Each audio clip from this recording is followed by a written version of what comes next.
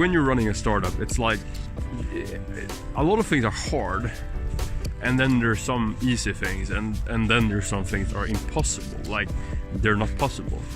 And the question always comes up, like, should you persevere or should you pivot? Should you try to change the kind of business idea, or should you just like push harder? And this is a classic question, and there's a framework called Lean Startup, and Lean Startup is basically a framework where you use something called a build, measure, learn loop to kind of de-risk your business idea.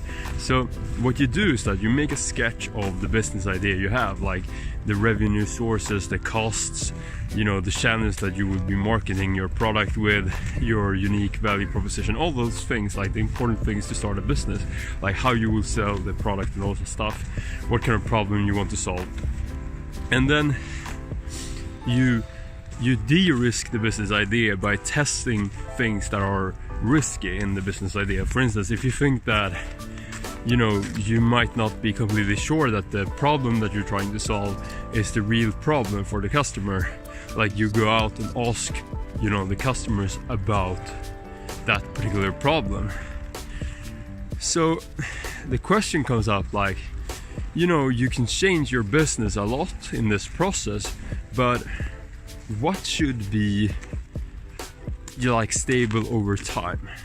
And I had huge challenges with this, like with working in startup teams. I mean, what I'm trying to say is, should you change everything? Should everything be up for grabs? Or should some stuff in the business be non-negotiable?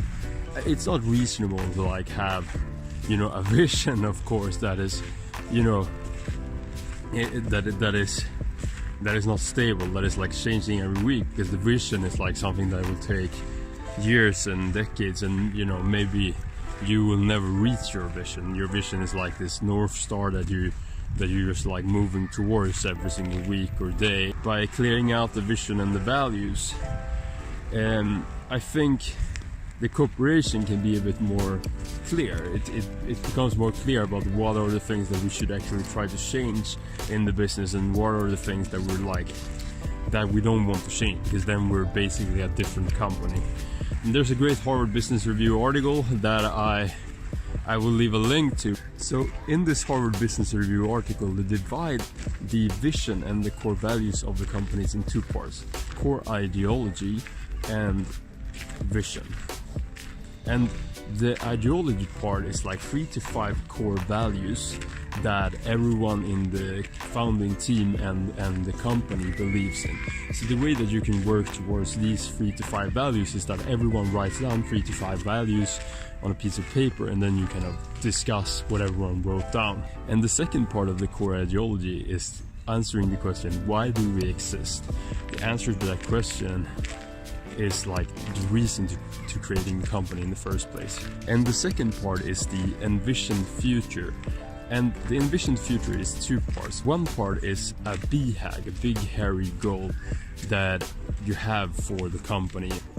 And the envisioned future is like what it would be like reaching your goal.